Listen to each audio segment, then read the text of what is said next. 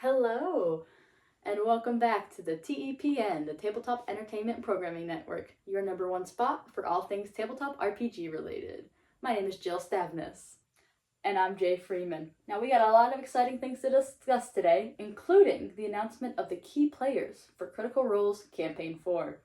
Personally, I can't wait to see how this star-studded cast lives up to their prior campaigns. Well, hold your horses there, Jay. Before we get into that, we need to discuss the most recent game played by a well-known Indiana D&D group, the Butler Shadowhunters, who recently finished the third session of their piracy campaign. DM'd by none other than Ainsley Glenn, who you may know from her portrayal of the pious Honora Hadrill. How has Ainsley been doing so far, Jay? Well, she has been called the Brennan Lee Mulligan of our time, and I have to agree with the comparison. It has been a treat to see what world she has cooked up, especially with those intriguing characters aboard the Siren's Call. Captain Halarm, Cerise, Alden, and Plank. All wonderful NPCs that we've met so far who are sure to become timeless favorites. High praise for Miss Glenn, but not undeserved. Now, we go to our analyst, JJ, for a recap of the last session. JJ? Thanks so much, Jill. Now, the gang went into session 3 with a wounded crown prince, an imprisoned captain's daughter, and a damaged ship. Right away, Prince Damien Reinhold, who they had just rescued, was terrified out of his mind due to the awful torture he sustained at the hands of Captain Stanley Graves. Vanera Aylmere, played by Gillian Haggerty, did her best to calm down the prince, using their acquaintanceship to her advantage, in junction with Vodell, played by Robert Bowen, casting calm emotions on the boy. It was during this moment that Harper, the team's youngest member, played by Sarah Stavnis, goes through immediate PTSD relating to Vanera carelessly tossing her off the ship with her wrists bound. Truly a crazy moment. Luckily, everyone's favorite shark boy, Plank, was able to take her away from prying eyes to calm her down and help her plot some revenge against Vanera. Avi Yamagishi, the team healer who can pack a punch, played by former DM Catherine Freeman, was able to heal the wounds of the prince and yell at Vanera for traumatizing a 7-year-old all at once. She had an interesting conversation with her deity, the Gloam King, who tells her that she must figure out her own way to get the mask off. Back to you, Jay. Thanks, JJ, for the first part of that recap. Now, Jill, what was one of your favorite parts of the most recent session? Oof, it might be Var giving Harper that wooden crown she made. Such a sweet moment between the stoic rogue and the adorable little halfling. Although I must say, the moment between Harper and Pikanos, with Pikanos braiding her hair, equally as adorable. I don't know, it's a hard decision, Jay. Indeed it was, Jill. Now let's take a moment to thank our sponsor, Oklahoma. Hi there. Are you looking to get into musical theater? Perhaps you dream of a life on stage. Well, then the Musical Oklahoma might be for you. If you love Southern charm, romance, fun tunes, a dream sequence where the female protagonist gets abused, and a song where the male protagonist tells another man to kill himself, then I have a musical for you. Oklahoma, the musical you and your friends will definitely want to be in this summer. Alright, we're back from our break. So, let's get back to that recap. JJ, back to you. Thank you so much, Jill. The next day, Vari, Harper, Vodell, and Pikanos, played by Riley Kelly, interrogate and search Callista, and they find 2 necklaces, one with a magical aura, and 2, a locket with a tiny little scroll inside. Vari decides she would like a gun, and Cerise says she can have it if she wins a shootout. Vari and Pikanos do the shootout together, and Pikanos kicks Vari's ass. Avi decides she needs to punch out her anger, and she does so by beating the fuck out of Vanera, a woman with an 8 armor class. This is followed by Avi rocking Vari's shit, although to a lesser degree.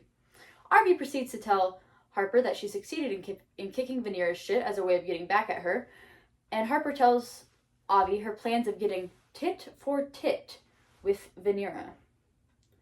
Harper meets a hippocampus mom and baby pair in what might be the most adorable moment of the campaign.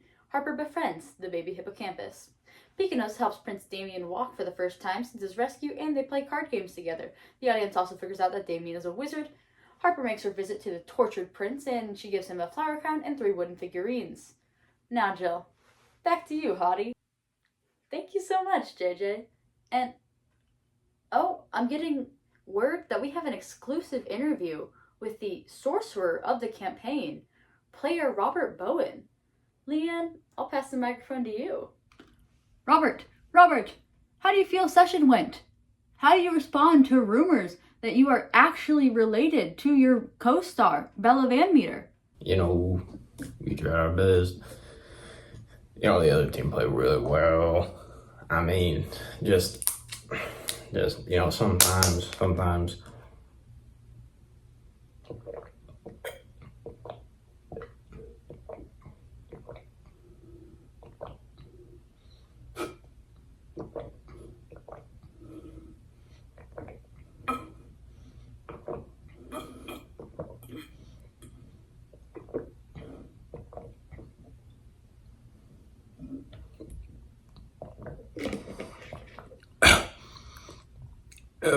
Praise the Golden King. Oh, okay. I'll cut back to you, Jill and Jay. What the fuck? Anyways, I believe it's time for the final part of our recap. JJ, let's take it back to you. Thank you so much, Jay. Vari finds a book in the captain's quarters on how to seduce women. Harper shoves a good berry down Avi's mask to feed it to her. Vari continues to eat oranges, like a psychopath. Avi asks Vodell for help with her mask and reveals that she does not remember anything. Vanera and Peekanos investigate the scroll in the locket and discover that the full message can be revealed with the right person's blood. The siren's call reaches shore and Prince Damien is reunited with his mother and sister. The crew is rewarded for the prince's return in money and magic items.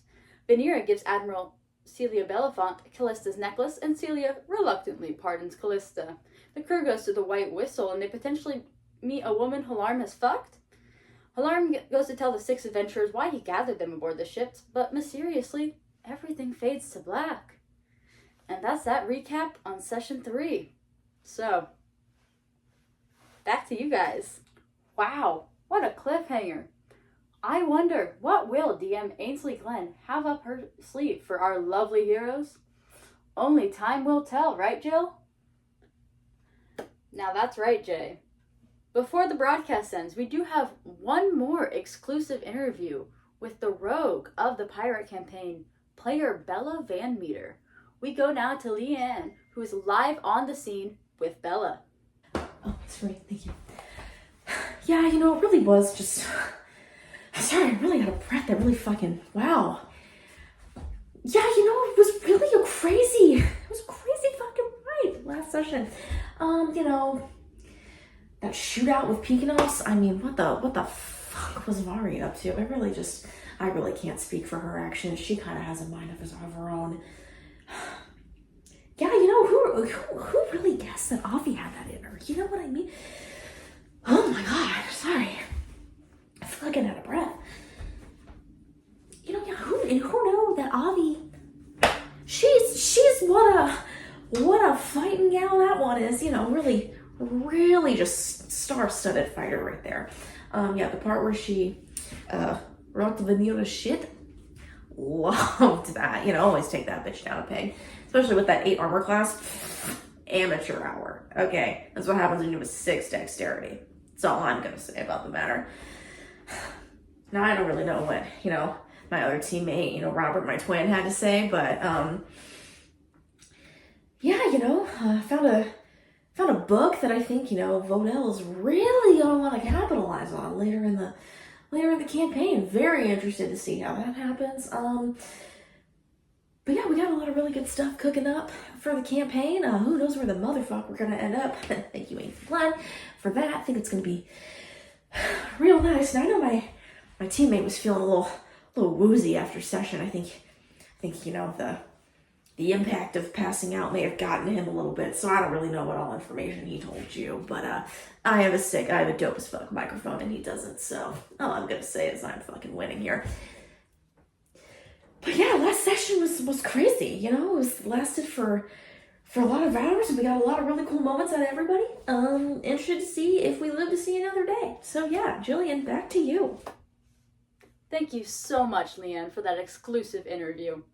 Now, unfortunately, that is all the time we have for tonight on the Tabletop Entertainment Programming Network, but I hope to see you all soon at the table. Remember, may your dice always roll 20s. Good night.